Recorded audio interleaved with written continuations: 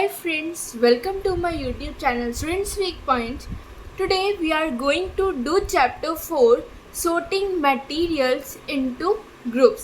जैसे कि आपने देखा कि प्रीवियस पार्ट में हमने कुछ चैप्टर कवर कर लिया है और अब हम करने वाले हैं उसके आगे का सिलेबस कवर एंड जो अब तक हमने पढ़ा है वो पढ़ा है कि what are things made of, कि थिंग्स किसकी बनती है। तो हमने क्या पढ़ा था, थिंग्स किसकी बनती है, मैटर की बनती है, that all is made up of matter. ठीक है, फिर हमने पढ़ा था एक मैटर क्या होता है, मैटर होता है anything that occupy space and has मास।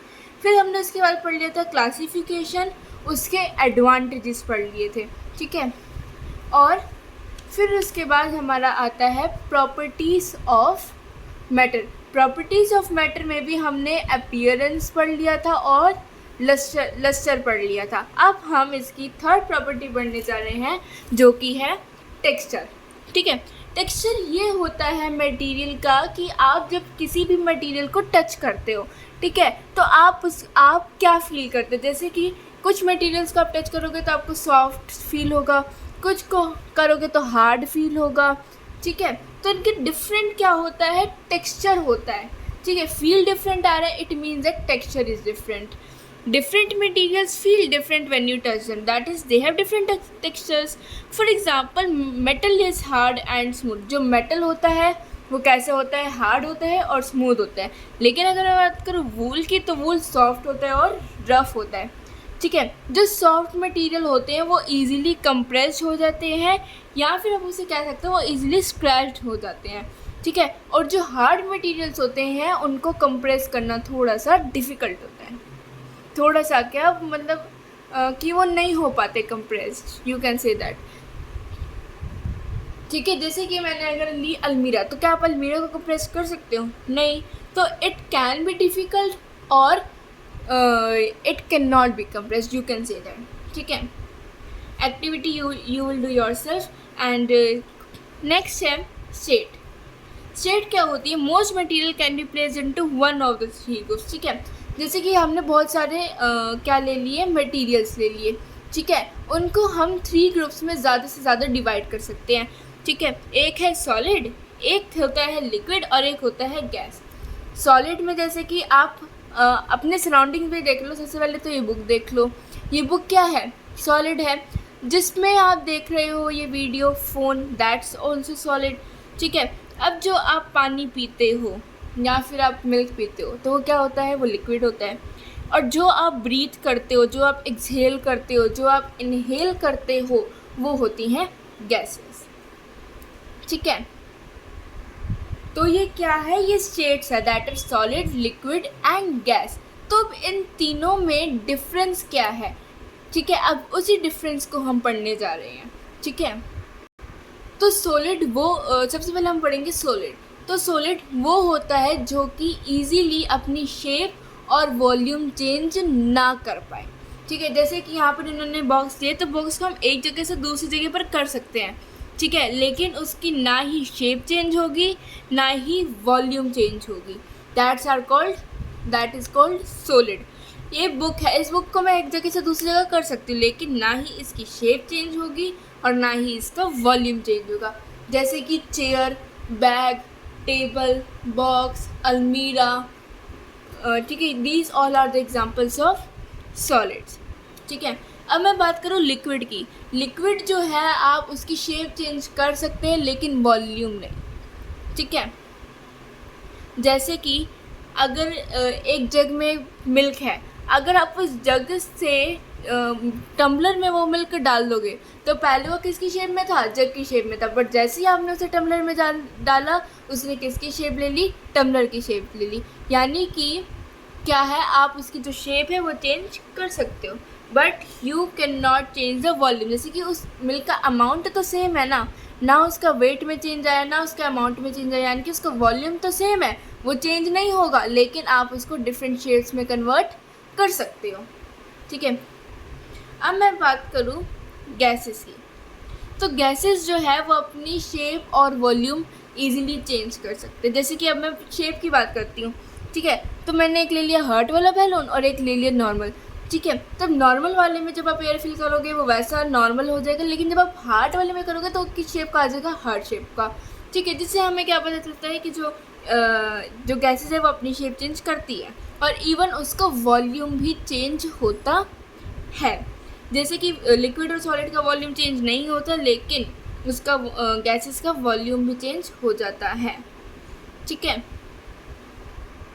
यहाँ पर इन्होंने एग्जांपल लिया हुआ है, अगर आप फुटबॉल में एयर पंप करते हो तो क्या है, जो वो एयर है वो फुटबॉल में फिल हो जाती है, यानी कि वो क्या है, उसने अपनी शेप ले ली और उसका जो क्या है वॉल्यूम भी चेंज हो जाता है। ठीक है, it takes up less space in the football then it did outside the football. ठीक है, तो एक है स्पेस फुटबॉल की और एक है स्पेस इन द सराउंडिंग्स। आपको पता है एयर हर जगह अवेलेबल होती है एज़ कम्पेयर टू बाकी जो लेफ्ट सराउंडिंग्स जो है वो फुटबॉल में कम होती है, अगर मैं बात कंपेयर करूँ सराउंडिंग से।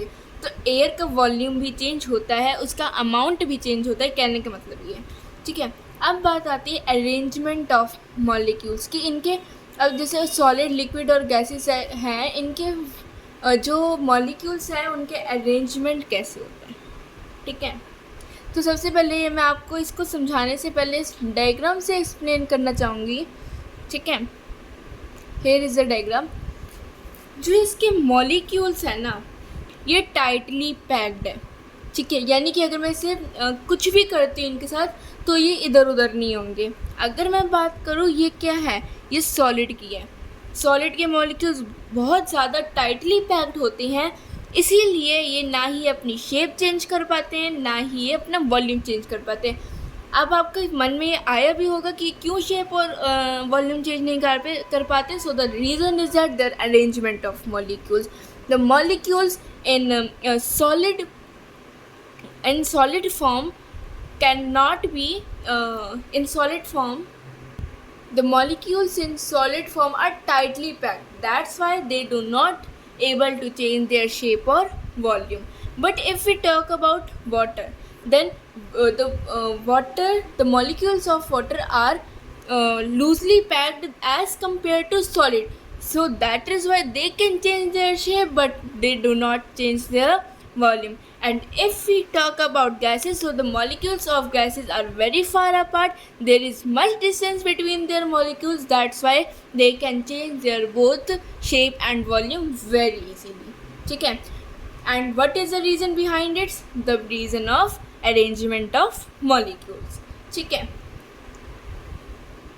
आई होप आपको ये समझ में आ गया होगा। तो हम पढ़ते हैं अरेंजमेंट ऑफ मॉलिक्यूल्स। समझ में आ गया, एक बार फिर भी हम इसको रीड कर लेंगे तो अच्छे से समझ में आएगा। All molecules of a substance attract each other, सारे मॉलिक्यूल्स बहुत एक दूसरे से अट्रैक्ट होते हैं। The three states of matter have different property because of differences in the arrangement of molecules in the, हर तीनों जो मैटर की जो स्टेट्स हैं उनकी डिफरेंट प्रॉपर्टी होती है। रीज़न इज दैट क्योंकि उनके जो मॉलिक्यूल का जो अरेंजमेंट होता है वो डिफरेंट होता है। In solid the molecules are very tightly packed, solid में मॉलिक्यूल्स बहुत ज़्यादा टाइटली पैक्ड होते हैं। As they are very close together they attract each other very strongly, ये बहुत ही क्लोज होते हैं और ये ईजीली बहुत ज़्यादा अट्रैक्ट करते हैं एक दूसरे से। The positions of molecules in the solid are fix, और इनकी जो पोजीशन होती है मॉलिक्यूल्स की वो क्या होती है, सॉलिड में फिक्स होती है। They can only vibrate about their fix position, ये सिर्फ वाइब्रेट ही कर सकते हैं उनकी अगर मैं बात करूँ कि फिक्स पोजीशन के बारे में। ठीक है, this is why solids have a definite shape and volume, इसीलिए सॉलिड की जो है वो सेम शेप और सेम वॉल्यूम होती है। Since it is difficult to make the molecules move away from each other, solids are rigid and hard. ठीक है, ये इनके मॉलिक्यूल्स को इधर उधर हिलाना बहुत ही डिफ़िकल्ट पार्ट होता है, इसलिए ये क्या होते हैं, हार्ड होते हैं। ठीक है, अगर मैं बात करूँ लिक्विड, तो लिक्विड में जो मॉलिक्यूल्स होते हैं वो लेस टाइटली पैक्ड होते हैं, यानी कि सॉलिड से कम टाइटली पैक्ड होते हैं। Since the molecules are further away each other than in solids. ठीक है, इसलिए ये एक दूसरे से थोड़े दूर होते हैं। अगर मैं बात करूँ कंपैरिजन करूँ सॉलिड का, they do not attract each other so strongly, जितनी स्ट्रांगली जो है वो सॉलिड अट्रैक्ट करते हैं एक दूसरे से, उतने स्ट्रांगली जो लिक्विड होते हैं वो अट्रैक्ट नहीं कर पाते। The positions of the molecules in the liquid are not fix, इसलिए इनकी जो पोजिशंस होती हैं मॉलिक्यूल्स की वो लिक्विड में फिक्स नहीं होती। The molecules can move around within a liquid, ये मूव कर सकते हैं लिक्विड में ही। The liquids are not rigid and do not have a definite shape, इसलिए ये रिजिड नहीं होते हैं और इनकी जो सेम शेप है यानी कि डेफिनाइट की जो है वो शेप नहीं रहती, चेंज होती रहती है। In gases the molecules are so far apart, ये इतने दूर होते हैं एक दूसरे से, then there is hardly any attraction between them. Solid में थोड़े अट्रैक्ट होते हैं, बहुत स्ट्रांगली अट्रैक्ट होते हैं, लिक्विड में अट्रैक्ट होते हैं लेकिन एज़ कम्पेयर टू सॉलिड कम अट्रैक्ट होते हैं, और गैसेज में क्या होता है इनका अट्रैक्ट होना तो बहुत ही मुश्किल होता है कि एक दूसरे से क्या हो जाए, अट्रैक्ट हो जाए, इसलिए ठीक है। Therefore they move around independent each other, इसलिए सारे मॉलिक्यूल्स क्या हैं, इसे हम क्या बोलते हैं, नाम दे देते हैं इंडिपेंडेंट का। Hence the gas has no fix shape and volume, ठीक है, जैसे कि आप जानते हो कि इसकी ना ही फिक्स शेप होती है ना ही वॉल्यूम होता है। The molecules move around in the full space available to them, जो स्पेस उन्हें गिवन होती है मॉलिक्यूल्स में जो अवेलेबल होती है उसमें वो क्या इजीली मूव कर पाते हैं। That is why gas fills up the space available to it, इसीलिए गैस उसमें फिल हो जाती है जितना स्पेस उसके पास अवेलेबल होता है, ठीक है। अब यहाँ पर टेबल 4.4 दिया हुआ है प्रॉपर्टीज़ किसकी, सॉलिड, लिक्विड और गैसेस, ठीक है। So here are the properties of, here table 4 और इनकी प्रॉपर्टीज़ दी हुई है किसकी, सॉलिड, लिक्विड और गैसेस की। अगर मैं बात करूँ शेप की तो सॉलिड में डेफिनाइट शेप होती है, लिक्विड में डेफिनाइट नहीं होती, गैसेस में डेफिनाइट नहीं होती। वॉल्यूम की बात करूँ तो इसमें डेफिनाइट होती है सॉलिड में, लिक्विड में डेफिनाइट होती है, गैसेस में डेफिनाइट नहीं होती। अगर मैं अट्रैक्शन की बात करूँ तो इसमें बहुत स्ट्रांग अट्रैक्शन होता है, इसमें ज़्यादा स्ट्रांग अट्रैक्शन होता है, इवन स्ट्रांग अट्रैक्शन होता है बट इतना स्ट्रांग नहीं होता जितना सॉलिड का होता है। और ये नेग्लिजिबल जो भी लिखा है तो इनमें बिल्कुल ही अट्रैक्शन नहीं होता, बहुत ही मुश्किल से भी करें तो इनका तब भी अट्रैक्शन नहीं होता।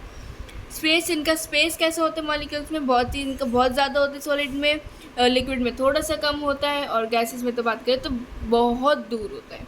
अगर मैं इनकी बात करूँ पोजीशन की तो पोजीशन सॉलिड्स की क्या होती है, फिक्स होती है, लिक्विड की पोजीशन फिक्स नहीं होती and they move around freely. जब लिक्विड की नहीं हो रही तो गैसेस की तो ऑफ कोर्स नहीं होगी और एक दूसरे से फ्रीली मूव कर पाते हैं, ठीक है। आपको जो पैराग्राफ में दिया हुआ था वो क्या था, वो डिटेल में था, वो डिटेल में मैंने आपको पढ़ा दिया, ठीक है। अब ये है, ये इज़ अ शॉर्ट मेथड, ठीक है। अब इतना बड़ा समझा दिया तो इसलिए मैंने फटाफट ख़त्म कर दिया। आई होप ये भी आपको समझ में आ गया होगा, ठीक है। बात सेम लिखिए पैराग्राफ में भी, टेबल 4.4 में भी, ठीक है। अब मैं ये आप खुद करना, अब यहाँ पर देखो, एक सेकेंड, ठीक है। पहले मैं इसकी एक्सप्लेनेशन कर देती हूँ सो दैट आपको ये ईजी रहेगा, ठीक है। तो जो लिक्विड होते हैं वो दो तरीके के होते हैं, एक होते हैं मिसिबल और एक होते हैं इमिसिबल। मिसिबल लिक्विड्स वो होते हैं जो कि मिक्स इजीली हो जाते हैं एक दूसरे से, जो लिक्विड एक दूसरे से इजीली मिक्स हो जाते हैं वो होते हैं मिसिबल लिक्विड, और जो लिक्विड एक दूसरे से इजीली मिक्स नहीं हो पाते हैं वो होते हैं इमिसिबल लिक्विड, ठीक है। अब यहाँ पर देखो, take water in a glass tumbler and add some milk to it, stir and leave the tumbler still for some time. Do the water and milk separate or they remain mixed with each other? ठीक है, आपको क्या करना है, glass tumbler में पानी लेना है, उसमें थोड़ा सा दूध डालना है और उसको मिक्स करके कुछ टाइम तक छोड़ देना है। क्या अब आप मुझसे वो क्वेश्चन पूछ रहे हैं कि क्या वाटर और मिल्क सेपरेट होंगे या फिर वो एक दूसरे से मिक्स हो जाएंगे, ठीक है। Now mix water and coconut oil in the same way, what do you observe. अब आपको क्या करना है, वाटर लेना है और एक कोकोनट ऑयल लेना है, उनको इसी तरीके से सेम वे में करना है जैसे कि आपने मिल्क और वाटर को किया। तो आपने क्या ऑब्जर्व किया, do the water and coconut oil separate in 2 different layers. क्या अब इसमें पूछा जा रहा है कि जो वाटर है और कोकोनट ऑयल है वो सेपरेट होंगे 2 डिफरेंट लेयर में। Try with other liquid such as sunflower oil, lemon juice and kerosene, ठीक है। जब आप दूध और पानी को मिक्स करते हो, नॉर्मली आपके घर में ये नॉर्मल होता है, ठीक है, कि मिलावट तो होती है। जब आप दूध खरीदते हो तो इसमें मिलावट तो होती है। किसकी मिलावट होती है, पानी की। इसका मतलब आपने कभी ना कभी ये सुना ही होगा कि ये दूध पतला है क्योंकि इसमें मिलावट हुई पड़ी है। मिलावट किसकी हो रखी है, पानी की। उसमें क्या मिक्स कर दिया, पानी। इससे क्या पता आपको चलता है, डेली यूज़ का है, कि जो वाटर है वो इजीली मिक्स हो जाता है मिल्क से। लेकिन अगर मैं बात करूँ ऑयल की तो ऑयल नहीं होता। जो ऑयल होता है वो वाटर से मिक्स नहीं होता। अब यहाँ पर इन्होंने और एग्जांपल लिए हुए हैं, सनफ्लावर ऑयल, ठीक है, लेमन जूस और केरोसिन। तो आप एक्टिविटी खुद करके देखना, ठीक है, कि मिक्स हो रहे हैं या नहीं। तो जैसे कि हमने देखा वाटर और मिल्क ये मिक्स हो रहे हैं, ये क्या है, मिक्सिबल लिक्विड्स है, ये दोनों एक दूसरे से मिक्स हो रहे हैं, that they are miscible liquid. But अगर मैं बात करूँ ऑयल की और वाटर की, तो ये मिक्स जो है वो नहीं हो रहे हैं, इसलिए ये क्या है, इमिक्सिबल लिक्विड है, ठीक है। ये रहा इसका concept. Liquid which mix with each other are called miscible liquids and liquids that do not mix with each other are called immiscible liquids, ठीक है। Gases such as oxygen and carbon dioxide are also slightly soluble in water। जो gases है जैसे कि oxygen है, वो carbon dioxide है, ये भी थोड़ी बहुत जो है वो वाटर से सॉल्यूबल हो जाती है, वाटर में मिक्स हो जाती हैं। Plants and animals living in water breathe oxygen dissolve in water, ठीक है। अब इसमें एक एग्जांपल लेनी है, जैसे कि हमने ये बोला कि ऑक्सीजन वाटर में मिक्स हो जाती है, तो उसका एग्जांपल ये कि जो प्लांट्स और एनिमल्स जो वाटर में रहते हैं उन्हें भी ऑक्सीजन चाहिए होती है, जो कि किस में डिजोल्व होती है, वाटर में डिजोल्व होती है वो भी। इससे हमें क्या पता चलता है कि ऑक्सीजन भी वाटर में डिजोल्व हो सकती है। Plant use carbon dioxide that dissolve in water for photosynthesis. अब हमने कार्बन डाइऑक्साइड का भी एग्जांपल ले लिया जो प्लांट्स यूज़ करते हैं फोटोसिंथेसिस के, तो इससे हमें क्या पता चलता है कि जो कार्बन डाइऑक्साइड है वो भी क्या है, वाटर में डिजोल्व होती है, यानी कि क्या है, कार्बन डाइऑक्साइड और वाटर भी दोनों डिजोल्व होते हैं, ये क्या है, मिक्सिबल है। Some gases such as nitrogen are however not soluble in water. जो कुछ गैसेज, जैसे कि अगर मैं बात करूँ नाइट्रोजन की, ये वाटर में सॉल्यूबल नहीं होती, ठीक है। Thus, matter can be classified on the basis of its solubility in water। इसलिए मैटर को भी क्लासीफाई करा जा सकता है कि वो वाटर में सॉल्यूबल है या नहीं है, उसकी सॉल्यूबिलिटी की बेसिस पर उसको क्लासीफाई करा जा सकता है, ठीक है। जैसे कि अगर मैं बात करूँ नाइट्रोजन की, नाइट्रोजन एयर में सबसे ज़्यादा प्रेजेंट होती है, as you know 78%। It's just a fact that you will read in your 7th standard, but I am explaining this that nitrogen is present in air, but plants and animals cannot take it directly। Nitrogen भी important होती है plants और animals के लिए, लेकिन हम उसे directly नहीं ले सकते, ठीक है। एक उस सॉइल में बैक्टीरिया होता है that is called rhizobium bacteria, वो एटमॉस्फेरिक नाइट्रोजन को वाटर सोल्यूबल कंपाउंड में डिसॉल्व करता है, तब जाकर प्लांट्स के पास वो नाइट्रोजन पहुंचता है, ठीक है। बैक्टीरिया भी जैसे डीकम्पोजर्स होते हैं ना, तो वो क्या करते हैं, नाइट्रोजन को कन्वर्ट करता है, तो तब जाकर वो क्या है, वो प्लांट्स में जाता है। इससे अगर नाइट्रोजन सॉल्यूबल हो जाता है वाटर से, तो वो इजीली प्लांट्स डायरेक्टली ले सकते हैं उसे, लेकिन वो नहीं होता है। इसलिए राइजोबियम बैक्टीरिया है जो कि एटमॉस्फेरिक नाइट्रोजन को वाटर सॉल्यूबल कंपाउंड्स में कन्वर्ट करके देता है, ठीक है। इसमें इसके एग्जाम्पल देखो, ऑक्सीजन और कार्बन डाइऑक्साइड का एग्जाम्पल दिया हुआ था, बट नाइट्रोजन का नहीं दिया हुआ था, इसलिए मैंने एक्सप्लेन कर दिया, ठीक है। अब इसका जो नेक्स्ट है, ठीक है, 2 पैराग्राफ्स ही रह गए हैं, तो ये वीडियो बहुत लंबी हो गई, इसलिए मैं इस वीडियो में नहीं एक्सप्लेन कर नेक्स्ट वीडियो में आपको एक्सप्लेन करूँगी, ठीक है। आई होप आपको जितना एक्सप्लेन किया वो सारा समझ में आया होगा। If yes then please like share and subscribe. Thank you.